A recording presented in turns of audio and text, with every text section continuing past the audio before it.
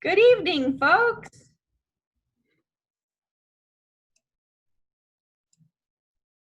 Here we go. How's everyone doing tonight? Welcome to our Audubon Rockies weekly webinar. We'll get started here in just about 2 minutes. We'll let everyone join us from the waiting room and we'll get started soon, but just want to say thank you for joining us. I'm Jamie with Audubon and we have Jacqueline here also with Audubon.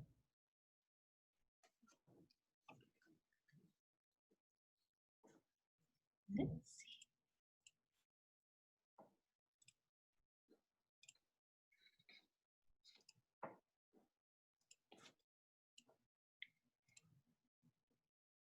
Jacqueline, do you see my the agenda pulled up? I do, yep. Perfect. Well, as mentioned, thanks so much for joining us tonight. I see a few new faces or a few new names to the list, and also some faces that have been joining us throughout the summer. So we've been doing our Audubon Rockies weekly webinars. We did them in the months of May and June, and then we picked them back up in August after skipping July. We've had a lot of success with a range of topics from gardening to beekeeping. Tonight we're going to learn about community science and getting involved. And let's see, in May and June we reached about 1,600 people. And then we picked it back up in the month of August, reaching several hundred folks already, and we'll be continuing it on into September as well. Oops. Here we go. And let me see, Jacqueline, are you able to disable your mute or disable the participant chime on your end by chance? Sure. I have it on my end. I didn't know if it's maybe coming on your end. I will see. If you go, let's see, to the participants box, the bottom right-hand corner with the 3 dots, does it say play, enter, exit chime on your end? It does, but it is not clicked. Oh, okay. Well, then never mind. We'll just leave it as is. Okay. Sorry about that. But yeah, so it's a really fun way to stay engaged, to be able to still learn about fun topics that are going on. And we really appreciate you joining us.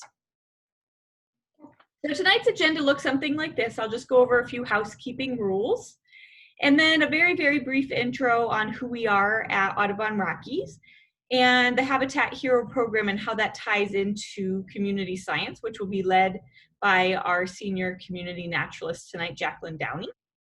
And then we'll wrap it up with a nice Q&A at the end and talk about some upcoming events that we have online just here in the next few weeks that actually tie directly into community science as well. So all of your phone lines have automatically been muted, but still feel free to send in questions, comments, thoughts to the chat box feature. That will come directly to myself, and Jacqueline will compile those for the Q&A portion as well. And we are recording tonight's presentation, so feel free to pass along our recap email that will include the recording to friends, family, colleagues, or if you want to go back and rewatch a portion of it that you might have missed, you're welcome to do so. We'll upload that to our YouTube channel. And in our post-event email recap, we will talk about some additional links and resources and get you acquainted with some of our upcoming events as well. And then in regards to Zoom bombing, you know, we've had no issues with that. I just like to bring it up in case we have any disruptions. We certainly have the security measures in place to remove that individual. If anything comes up, feel free to turn your camera off or mute your phone lines. It takes about a minute or 2 to remove that individual. But again, we don't anticipate something like that happening. So who are we at Audubon Rockies? We are a regional office of National Audubon, and we protect birds in the places that they need today and into the future. And being a regional office, all 6 of our core programs cover the states of Colorado, Wyoming, and just recently Utah. And we're going to feature 2 of the 6 programs tonight: Habitat Heroes, Planting a Better World for Birds and People. And then we also have our Community Naturalist program, where we bring outdoor education to youth and adults, and it's essentially a classroom without walls. And the two really overlap nicely, especially when we look at gardening. It's a chance for your own landscape to become a living laboratory and act as scientists and get outside and collect data. And that's what Jacqueline will lead us through tonight to hopefully get you involved in some community science projects. They are projects you could do in your own garden or nearby at a park, etc. Excuse me. In a nutshell, our Habitat Hero program is really looking at focusing on engaging a variety of community members, whether that be homeowners or nurseries, schools, etc. And it's looking at actively restoring our habitat for birds, pollinators, and other critters alike. And these individuals, we like to call them habitat heroes, make a positive impact in our communities. They're increasing our natural areas, they're providing food and homes for wildlife, and they're also creating these small habitat patches that connect to the overall landscape. And let's see, we empower engagement through a variety of platforms through this program. A big thing that we do is our educational programming. Each year we reach over 3,000 people directly with our programs. You know, this year looks a little different, more online formats. But we also have the certification process. So we have over 300 Habitat Heroes to date now.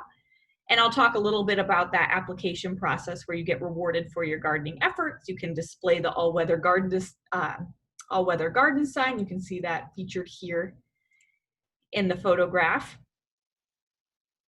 We also have a lot of volunteers that come out and help and plant and maintain our demonstration gardens, be featured on garden tours, talk to nurseries and being an advocate for native plants.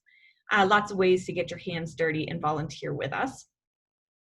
And then I'll talk here in a second about our online resource library and how that kind of meshes into the community science projects that we have as well.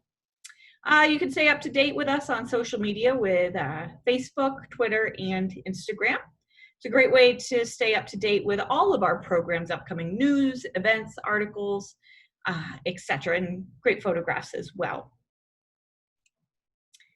And here is the link, rockies.audubon.org/Habitat Hero. These are the 5 steps to help certify your garden and to learn more about the importance of planting native plants. So the first step, kind of have it as a 5-step process, talking about the benefits that native plants have to offer. So we've compiled a lot of articles and how-tos and tips and the importance on that, so to get you familiar and acquainted.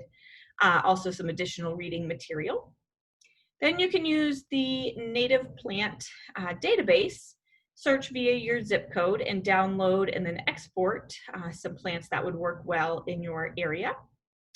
And then to take the element of design out of it, we've worked with Colorado State University to put together some pre-planned garden designs for various ecoregions across the states.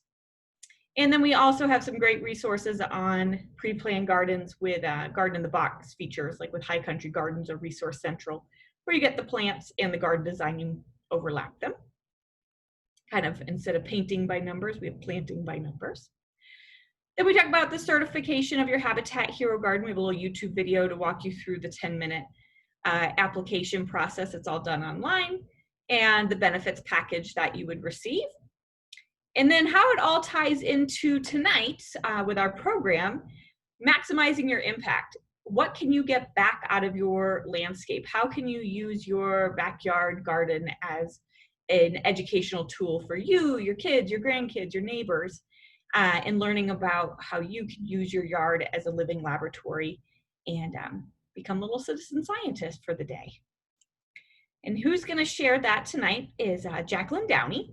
She's going to explore fun ways to get outside with your friends and family this fall to learn about nature and contribute to science. Jacqueline, she's our education programs manager. You can see her here featured in the photo and also in the little webinar Zoom box.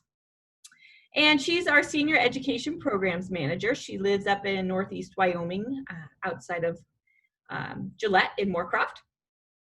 She began her career as a marine science educator in Aquarius, began working for Audubon Rockies as a community naturalist in 2006. Once in Wyoming, Jacqueline has focused now on the sagebrush conservation and getting youth and families to explore the natural wonders of the Rocky Mountain West. In 2015, she actually won Audubon's highest education award, the Tomar Chotzen Award, which is really exciting. Jacqueline serves as a board member for Wyoming's Wildlife and Natural Resource Trust Fund, and also the Barnyards and Backyard team, which is a really fun magazine. And she's also on the Wyoming Project Learning Tree Board too. She enjoys any excuse to get outside with her husband and 2 lovely daughters, traveling and cooking for family and friends.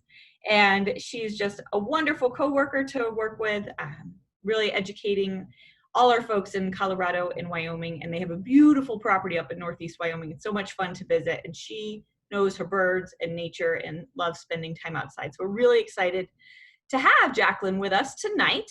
And with that, what I'll do is I'll have her start sharing her screen to lead us through her keynote presentation. And feel free to send those chats into the chat box feature, any questions or comments, and I'll start compiling those.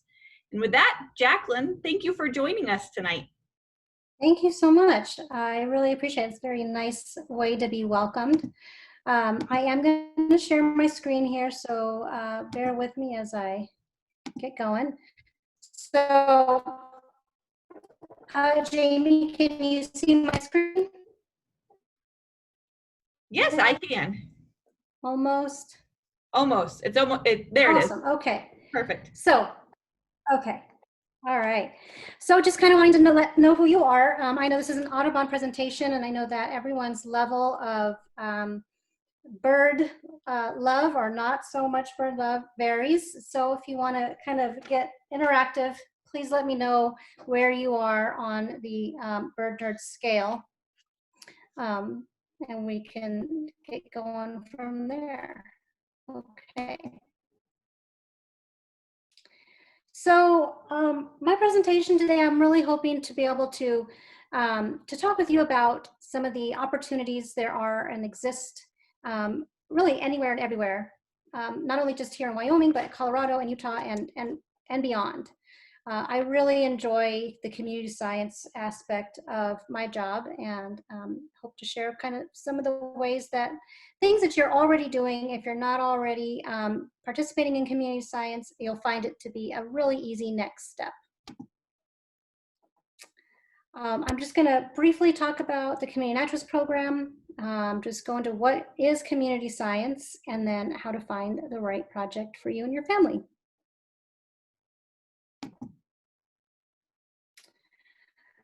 Okay.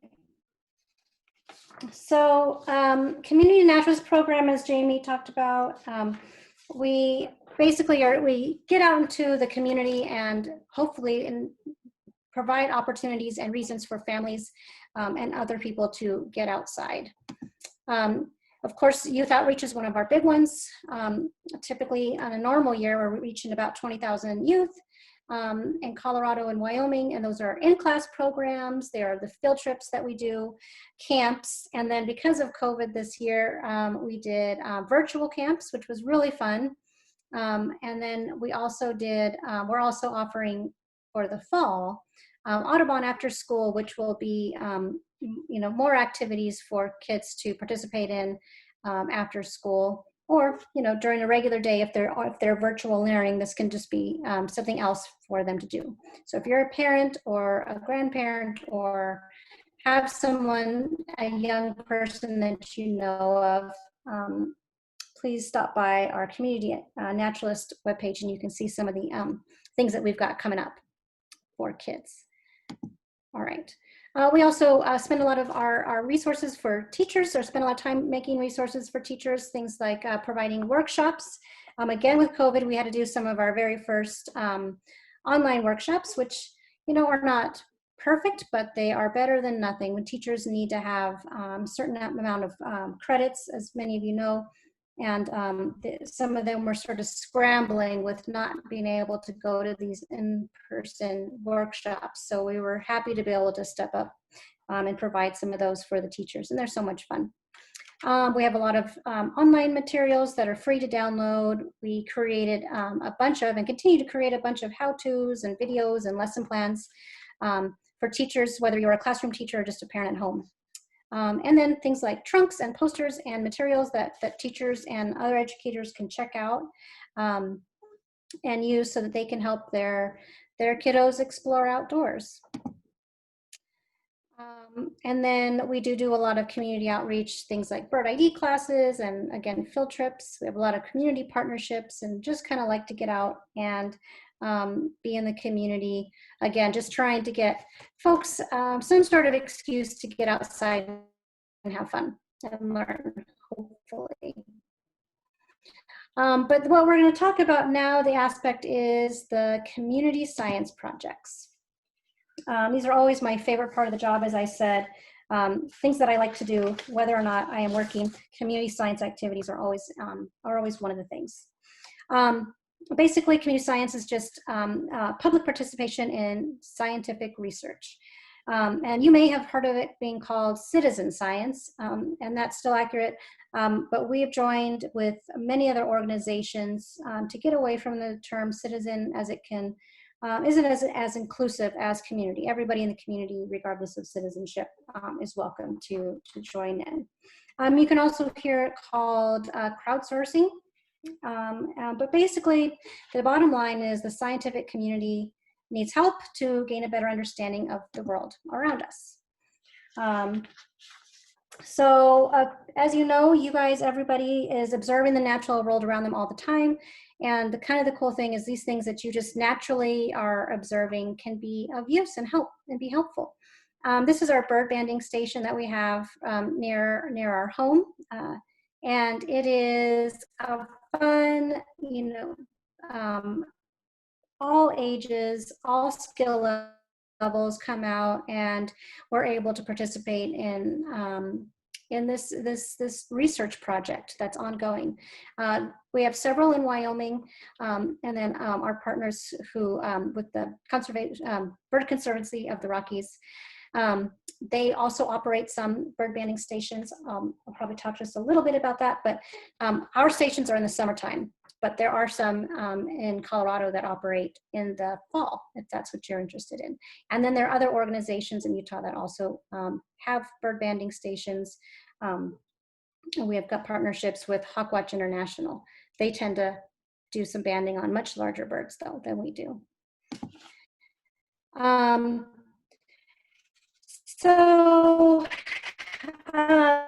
I know that many of you probably already participate in many projects. Love to hear what you're already participating in. This is from our Bioblitz. What's fun about this is it brings together just a ton of different people. And if you are interested, if you have not participated in a Bioblitz, it's basically just a survey of a given area in a certain time. Usually it's 24 hours. Ours is a whole weekend. And we choose a new place every year, somewhere in Wyoming. Other places will choose just, maybe a city park, or maybe they'll just choose a state lands of some sort, or a state park, or could be, a national park, so can do them as well. And they also do fun things where cities can challenge each other with City Nature Challenge. So lots of fun ways that you can get involved there. And I really recommend Bioblitzes for really all ages, especially, if you have a skill, you love botany. It's a great way for you to share that love with others. If you have a love of birds, you can be the one who can help to point out to people who maybe are not. They're there because they love snakes and they want to see snakes, but there you are with your bird knowledge, and you can be helpful. Or whatever your level of interest or knowledge is, it's a great way to share it with the rest of your community. Our Bioblitz typically takes place in the summer. Again, if you would love to create your own Bioblitz, and even if that's just with a classroom, or it's just in your community, maybe it's in your homeowners association, please reach out, and I would love to talk at length about Bioblitzes. I will tell you that. The other one that's really fun, if you are a teacher, or if you got some sort of if you're a 4-H leader or Girl Scout, whatever if you're working with kids, I love to point out all the water projects, especially if it's just you and your family going out. I'm sure many of you know to a local water source is so much fun, and you can really learn a lot about just what you're seeing, and it can be kind of bewildering not knowing what you're looking at. But there's lots of different opportunities, and I'm going to really sort of highlight one of my favorite ways of learning about the natural world in just a second. But I would like to highlight World Water Monitoring Day. It's actually now called Earth Echo Challenge. And you can go on the website and you can get a kit for your whole classroom or just for your family. And you can participate in that worldwide, learning about what the water quality is and what all the the insects that are living within the water, finding out what's there. So I recommend that. And again, on the after email, you'll get a bunch of these links that I'm just kind of spouting off to participate in. So, and Jamie, I'm not seeing any of the chat box. So if something comes out, please let me know. I must have it set on something that's not letting me see it. Perfect. Yes, I'm compiling them and then answer some questions, and I'm saving some for the Q&A as well. Okay, sounds good. All right. So one of the things that you'll find, either if you're with kids, but certainly I think anybody who walks outside and is exploring somewhere has questions about what am I seeing? And I don't know how many of you are familiar with some of the guides that are out there, the books. You've got, your Sibley's bird guide. You've got, Sibley's has got a tree guide. You've got a wide variety of falcon guides, Stokes. They have all these great explore nature guides. And I am such a junkie. I have a humongous bookshelf full of these things. But you go out and you come home, or you drag all these guides with you, and it can be kind of cumbersome. And I have to admit, I'm kind of late to it, but my very latest obsession is iNaturalist. And I will explain why in just a minute. But we did our Bioblitz this year. We were forced to do it through just using the iNaturalist app. And we did it all throughout the state of Wyoming. And it was so much fun. We had over 5,000 observations throughout the state. Nearly 300 people participated in it, and which is, a lot larger than our normal in-person one. We typically tap out at maybe 100. And we certainly have never seen the breadth of species that we got this year. So much fun. And hearing from all the families, and all the participants who, for the first time, were using iNaturalist to learn about what they're seeing, has been really cool. So we are kickstarting a new, and I will stop my share here in just a minute. We are sharing a new project, kind of kickboarding off of our success with the Bioblitz, and we're going to continue to do some of these citizen science projects through iNaturalist. And our first one is going to be taking place Labor Day weekend to celebrate National Hummingbird Day, which is the Saturday of Labor Day weekend. So I am just going to kind of share a few minutes of this video if it works. Jamie, give me a sign if it's not going to play correctly.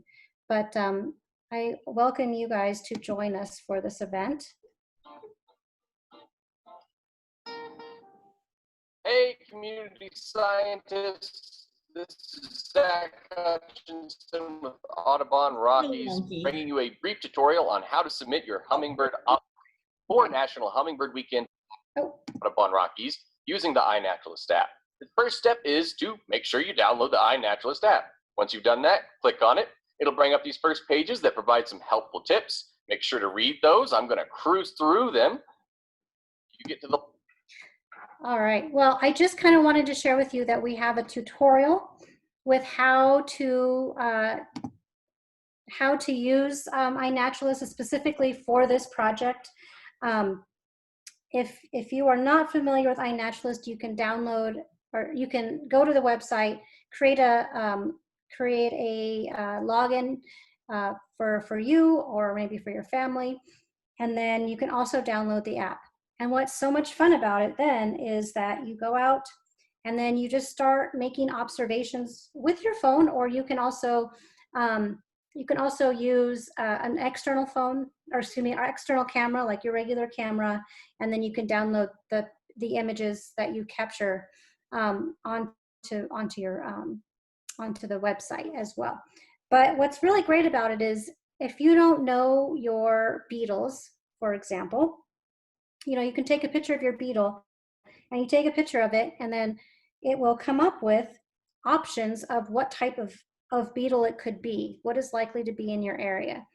And I will tell you, it is very, very addicting, and you get to the point where you just want to know. I mean, I already am the kind of person, and I'm sure many of you are too, if you're on this webinar, are just the kind of people who really like to know what they're looking at. But I think that some of us will tend to maybe focus more on one species that interests us right away. But here may become a butterfly that, lights on your shoulder, and then you want to know what that is. And it sometimes hasn't been easy to just go and try identify it. Maybe you got a picture of it, maybe you didn't. Now you have to go home and try and look in your guidebooks or go online.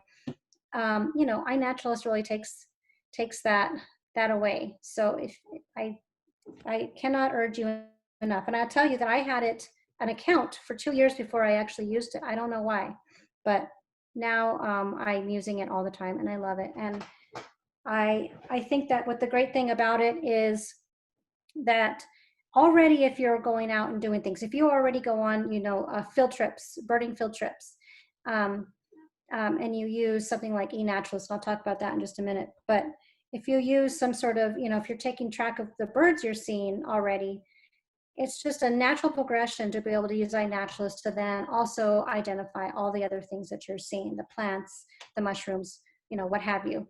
So it's just a really great way to include more citizen science into things that you are already doing. If you're out with your kids and you're exploring a pond, now you get a chance to kind of help them to figure out what it is they're seeing. What type of, turtle is this? Maybe you're not an expert. And of course, the fun thing with sharing science with others is you don't have to be the expert, but this also just kind of gives you some answers. And then you can learn more about that specific species.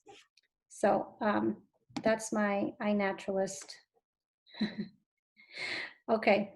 So some other really fun community science activities that we've got going on with Audubon is we've got our owl banding, and this one does take place in the fall. If you haven't held a northern saw-whet owl in your hands, then you just haven't lived. Let me tell you, it is they're adorable. They're so sweet. And what's really making a big difference for these little guys, because we really didn't know a whole lot about them before this project. So we were really, really proud to be able to participate in this citizen science project. I have to tell you, you must be, literally you have to be a night owl because it is pretty late at night when we do these. But we do it here in Wyoming in Casper, on Casper Mountain, every October. And then there are other organizations that do this as well in Colorado and in Utah. And in Utah, Hawkwatch also does some other owl banding projects, short-ear owl projects as well. Just really fun activities. And I believe we did, for this year, because of COVID again, we did have to limit our volunteer participation in our banding project. And the same thing will be true with our owl banding project. But we'll follow up with some emails and you can find out how you can join in. So, but another thing, a great thing is when we do use these citizen science platforms like iNaturalist and eBird, is that even if you're not participating in a group event, you can still participate if you see these owls, if you hear these owls, by documenting and uploading those observations to those platforms, iNaturalist and eBird. So really, really great ways to get involved. Again, Christmas bird count is coming up. This is another one of our fun winter activities. I'm sure many of you participate. If you haven't and you feel really sort of intimidated by it, feel like you have to know your birds, you don't. But we also do hold a couple of virtual online courses. Typically in the past, they've been localized and they've been in person sometimes. Of course, this year with what's happening with COVID, we'll definitely be doing a lot more of the bird ID classes, gearing up for Christmas bird count so everybody feels comfortable to be able to do it. If you don't know too much about Christmas bird count, it is held in the Western Hemisphere. It is the longest community science project going on since the 1900s or 1900. The whole idea was there used to be a Christmas side hunt where folks would go out and kind of a bonding event, they would go out and go hunting. And then it was proposed, hey, how about if we just count the birds as opposed to shoot the birds? So that new tradition started out. And of course, in the East Coast is where it started, and it's moved its way west, like everything. And in our region, we have lots of really fun opportunities to get involved. You do have to join a circle, which is, you see all these little circles on the screen here. And basically, near you, there is a count taking place. And you will go to the Audubon website, and you can click on where you live, and then I'll tell you where the nearest counts are. You can participate in many of them. You could travel to different counts. You just have to contact the count compiler and find out, all the details. And we usually have all the details on our website as well. But really fun, great way to we've learned a lot of things from about birds from this very long-running citizen science project. If you go to the website, you can see some of the trends. You can see a lot of different outcomes of this project, and you can join in. So I encourage you, if you never have, do it. And it's a great way this time of year in the middle. It's mid-December to the very first week of January of every year. And it's just a great, you're wanting to get together with your family and your friends, or you want to go out and you want to just be outside. It's just the perfect excuse. Okay. The next one is, okay, so you have all at home, lots of opportunities if you are just staying home to participate in a lot of citizen science projects. There are activities like Project Feeder Watch, and also Nest Watch, and several of these through Cornell. Some of them do have a fee associated with it. But again, if you are already feeding birds, if you've already got your plants out for your birds, then you have already laid the stage for contributing to citizen science. You can compile your checklist for the day using eBird. And what you're seeing, and of course iNaturalist as well. And you can really start to add notes. And what's really cool about doing these things, if you're already a birder who keeps notes and tracks where and when the birds come, great. If you are not uploading that information to eBird, I really suggest you do. What you're going to find is you're going to start to be able to anticipate when birds are going to be coming to your area. And it'll also help if you are planting certain types of plants. If you've got your hummingbirds are actually very, very early, then you prepare for that. Make sure you've got your plants out that will help them, on their migration. If you get a certain type of late bird coming through, maybe you'll have a certain type of seed that's available to them. So knowing the birds that come year by year, it's amazing. They really are, you can start to anticipate them. They're pretty predictable. Or knowing certain weather trends, of course, as well. But that's beyond my skill set. I'm not there. And then, of course, the Great Backyard Bird bird count is another really fun one. 15 minutes is all you need to participate in that, and it's every President's Day weekend. So you can participate in that, and you can do dual, observations through the Great Backyard Bird Count, and also through iNaturalist. Again, what are the birds on? What are the plants that they're on? It's a great way to start to kind of pay attention to those things. All right, the last one I want to talk about, you guys already know about Habitat Hero. So as I was saying, the winter and fall are a great time to get planning and think about what it is that you want to have and see in your gardens in the spring and the fall and the summer. And this is just a really great time to be able to do all these daydreaming for these fun things that are going to come along. And what's fun about having your own backyard oasis is when you start to pay attention and use iNaturalist to document your pollinators, and it starts to let you know what it is you're seeing, it is so much fun. And again, you're just really contributing to science, and you are learning a ton about what it is that you have as well. So I think I'll stop there. This is one of my favorite things. This is why citizen science is so much fun. It really kind of engages everybody, and you feel good because you are making a difference. So I will leave with this part here and welcome any questions, community science or not. Jacqueline, that was so fabulous. You can tell what a natural educator you are too, and how many teacher trainings you've done, and the audiences that you work with. It's so nice that you work with kiddos and adults alike, because you're so adept and adaptable to work with different audiences. So thank you for that awesome presentation. Thank you. And as you mentioned right towards the end, all of these contributions for community science, they're fun. It's a great way for you to get outside and connect with nature. And you're helping us too, or other organizations contributing to these scientific projects. So we thank you for participating, and hopefully you get a lot of fun and enjoyment out of it as well. And it's something, as Jacqueline mentioned, you can just do right outside your front door. You don't need to be around other folks. So it's a great activity and things to do, especially during these challenging times.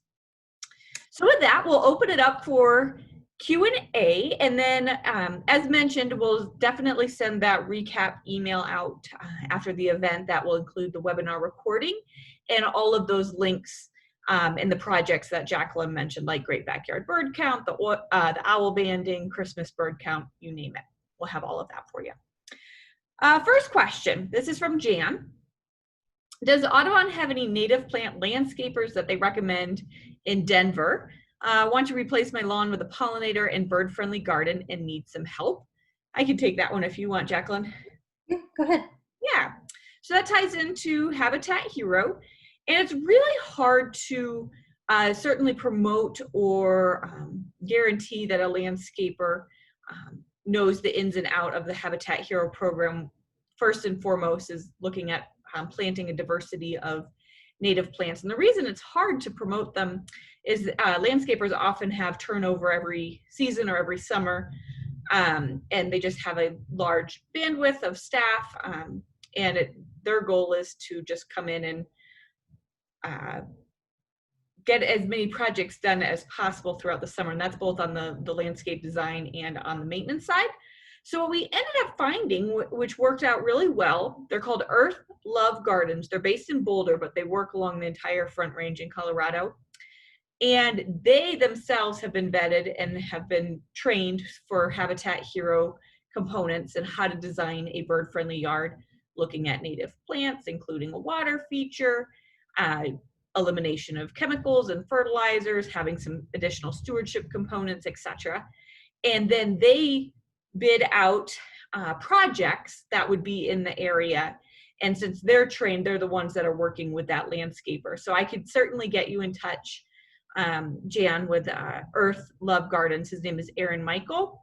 So he would be the one that's kind of your middleman that would vet that out with the professional landscapers. Hopefully that answers your question. And I'll send that to you, Jan, in the chat box feature.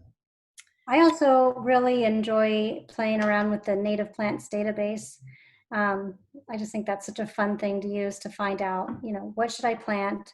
If I do, what birds may I attract, or what pollinators may I attract? It's just a great tool. It is a good tool. And you can also look at those pre-planned gardens that we have available too, which is a little bit more cost effective instead of paying for a landscape designer as well. Here's another question from Patty. Would a botanical garden be a good place to look for hummingbirds for the Hummingbird weekend?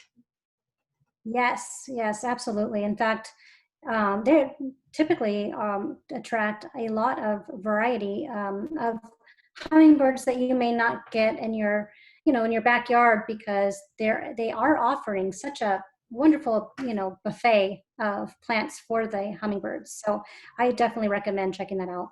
We're really excited about this project because we don't know, just exactly where all of the hummingbirds exist in the fall, where they're going, and we think that they're in more places than is recorded. So that's where we're really hoping that you all can come in and help us out with that part. And it's anywhere in Utah, Colorado, and Wyoming. And you don't have to do anything special. If you download the iNaturalist app and you start taking, whatever species of observations you get, if any one of those, anywhere that weekend in those 3 states happens to have a hummingbird in it, it will automatically be included in this project. So very easy, low maintenance thing. The worst part can be that hummingbirds sometimes can be difficult to take pictures of. So sometimes the phone doesn't work as well as an actual camera, which is what the tutorial video that Zach created for us will help with. So that'll be on the website. Do you know if in that tutorial, Jacqueline, that Zach covers hummingbird identification at all for some of our common hummers here out west? He doesn't. I do, yeah. Okay. Let's see, another question. The Christmas bird count map that you had up with the different circles to be able to log into for the portals, what were the color codings for the yellow, red, and green? What did those match up to for the key? You know what? I knew I was going to get that question, and I meant to. I didn't. I will check that out, though. Okay. So, what's the next question? Okay. And I'll see if I can find it in the meantime. Okay. You pull up and. Oh, this one's funny. This one's from Patty. She's talking about a Bioblitz, and I explained to her during your presentation that how it really is a blitz because it's lots of documentation in a short time. Can you just kind of go over a typical agenda for a Bioblitz and the different programs, and you will be exhausted because you're up late with the owl or the bat bandings and then up early with the bird. So it really is a blitz. So if you want to kind of go over a little agenda of a Bioblitz. Yes. So the way that we do it anyway, and a lot of different organizers will do it, is you have your experts. So these will be either people who work at a university or your game and fish folks, however it is, whatever it is that they're doing, somebody's doing research in a particular field. And the typical fields would be ornithology, so birds. You'll have your herps. You'll have your reptiles, you will have your amphibians, you have insects, and usually you'll have someone who's like really good with macroinvertebrates, because that's always so much fun with the kids and with adults, maybe just me.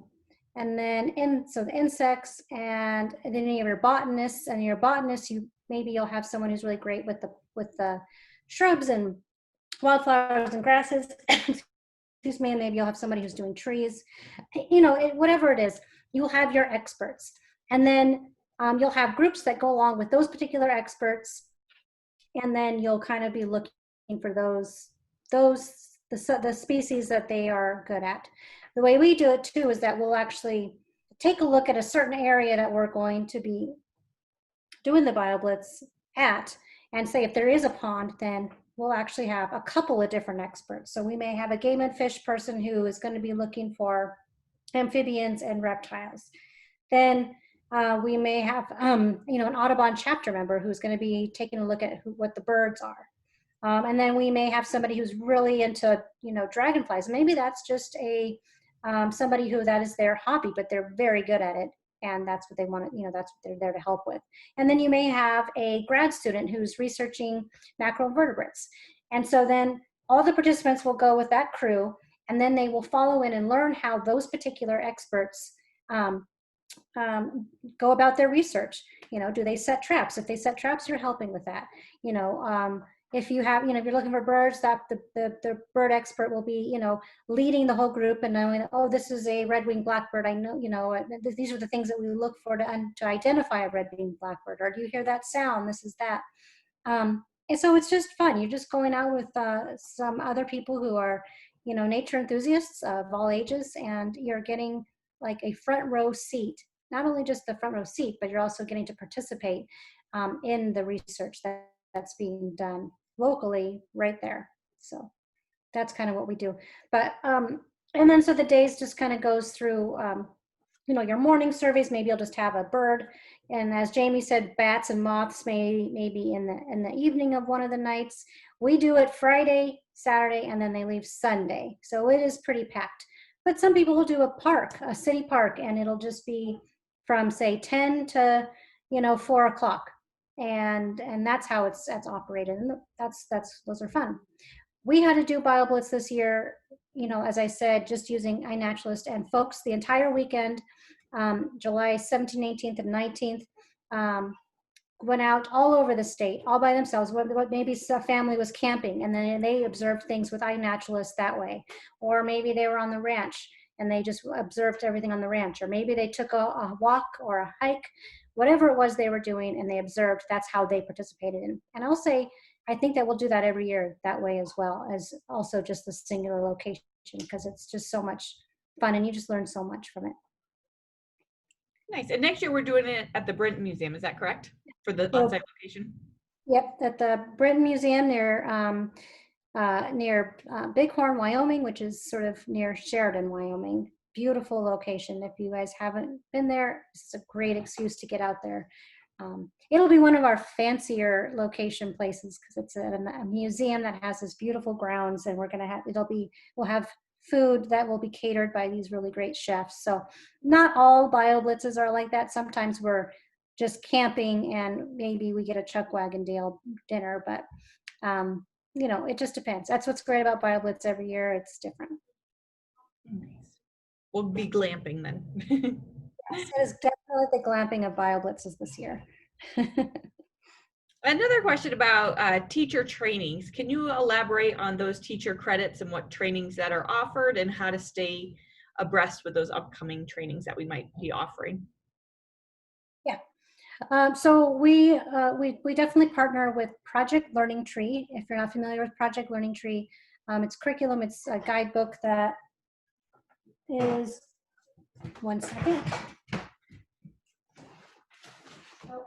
Oh, I don't have my Project Learning Tree book with me right here, but it's basically habitats and gives teachers resources to teach about trees and their habitats. It's usually sponsored in every state by either a state forestry or it just depends. It's always a little bit different. In Wyoming, it's a nonprofit, and I serve on that board.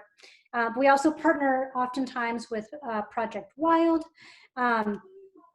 You know, these are the kind of really cool guides you get, and it's lesson plans that are fully formed. Gives you, it's all aligned with state standards. Project Wild deals with wildlife, and Aquatic Wild specifically deals with aquatic wildlife. And then the other one that we typically partner with is Project Wet, all about wet water and all of its forms. There's really fun activities in here, not just about water, but really taking a look at scientific terms like cohesion and adhesion, water use through history, talks about disease and how you can stop that by washing your hands, and all kinds of fun things like that. You can solve, mysteries of water. These are all just fun ways that teachers can bring it into the classroom. There's also early childhood. Teachers who participate in these workshops, depending on your state. In Wyoming, you get a half of a PTSB, a Professional Teacher Standards Board, credit for doing one whole day of a workshop. So if you want one whole credit, then you will do 2 days of a workshop. In Colorado, it's a little bit different. I don't think the time is the same, and you have to have it approved through your different school districts. But same thing, same projects there as well. We partner with several of the universities there in Colorado to put on some of these workshops as well. They're just so much fun. So we have had to do them virtually, so that's an option as well. We typically will come, and do the workshops in person as long as we've got 10 people that are interested in. And then we also have one that's based on birds as well, flying wild. But yeah, and you don't have to be a classroom teacher. Substitute teachers also will need to have sometimes these credits as well, and so it works for that. Or again, if you're like a 4-H or a Girl Scout or Boy Scout leader, these are another great way to have a little activity and fun activities to do in your back pockets. That's great. Thank you, Jacqueline. So what I'll do, we've answered all the questions so far, so I'll pull up some of our upcoming events and our contact info, kind of close that piece out. And then if any other questions come in the next few minutes, we'd be happy to answer those as well. Again, use the chat box feature. Let me pull up. While you're doing that, Jamie, I will just say that we are starting a Master Naturalist program in Wyoming, and also in Colorado is kind of as they're partnering there down there as well. Utah has a Master Naturalist program through the university there. I have to think which one it is. Really cool, looks really cool. Actually, I would love to take all those courses. And then Fort Collins has got a Master Naturalist course, and Audubon has got a Master Naturalist course as well. But we're doing one in Wyoming coming up, so that's kind of exciting.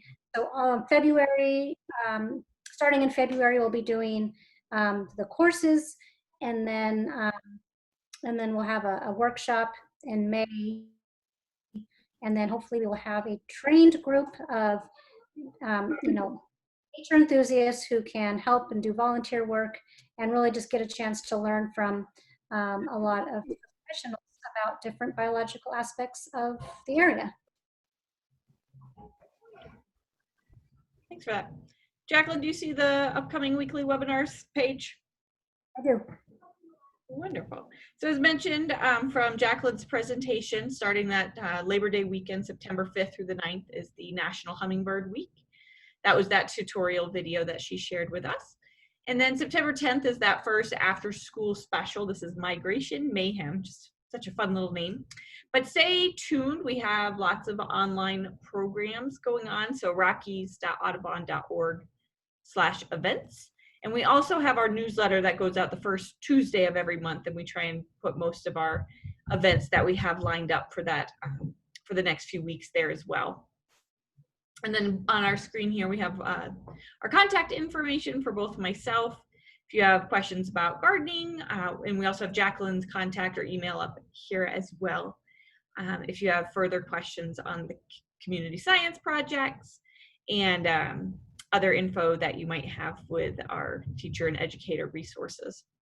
And with that, I just want to say just a big thank you for having you join us. It's certainly a challenging time, and instead of using the phrase social distancing, I like to think of it more as physical distancing, so that we can still get together and be social, albeit online. But it's still a great way to stay abreast on some events that we have, ways to get involved in your community still, get connected with nature, stay connected with nature. And the fall is a great time as birds will be coming through for migration.